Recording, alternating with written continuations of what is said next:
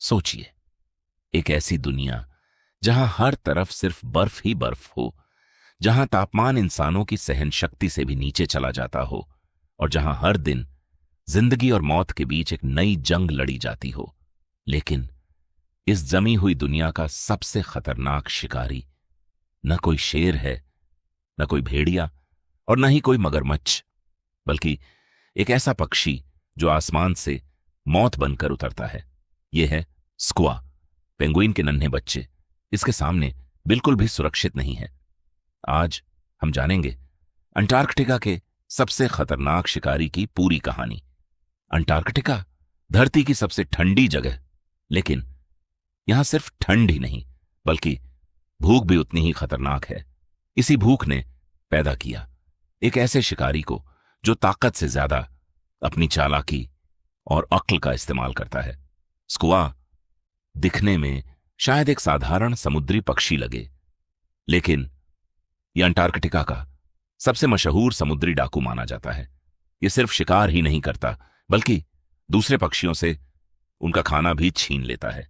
इसीलिए इसे pirate bird भी कहा जाता है। जब लाखों पेंगुइन अपने बच्चों की देखभाल में व्यस्त होते हैं, तब स्कुआ आसमान की ऊंचाइयों से हर छोटी बड़ी हरकत पर नजर रख रहा होता है।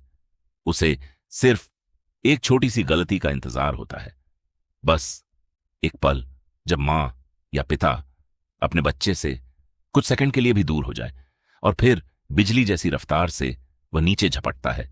उसकी तेज चोंच, मजबूत पंजे और शानदार नजर शिकार को बचने का बहुत कम मौका देती है। लेकिन स्कुआ सिर्फ एक शिकारी नहीं बल्कि एक बेहद चालाक चोर भी है। जब कोई दूसरा समुद्री पक्षी समुद्र से मछली पकड़कर लौटता है, स्कुआ उसके पीछे पड़ जाता है। वह उसे हवा में बार बार परेशान करता है जब तक वह पक्षी मजबूर होकर अपना खाना नीचे न गिरा दे। और जैसे ही मछली गिरती है, स्कुआ हवा में ही उसे लपक लेता है, बिना मेहनत, बिना शिकार, सिर्फ अपनी चालाकी से। लेकिन हर बार स्कुआ कामयाब नहीं होता।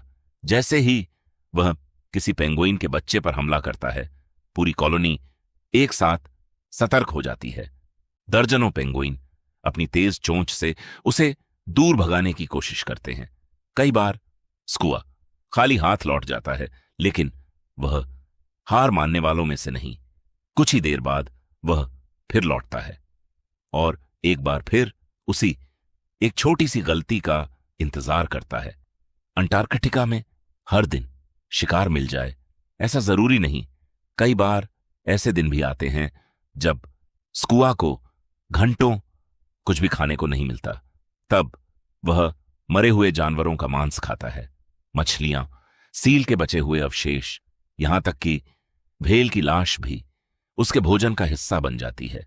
प्रकृति में कुछ भी बेकार नहीं जाता और स्कुआ इस प्राकृतिक सफाई व्यवस्था का एक अहम हिस्सा है। अंटार्कटिका की दुनिया सिर्फ खूबसूरत नहीं, बेहद कठोर भी है।